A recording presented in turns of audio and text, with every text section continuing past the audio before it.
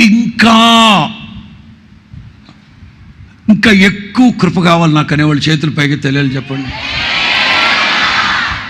ఎలా కలుగుద్ది?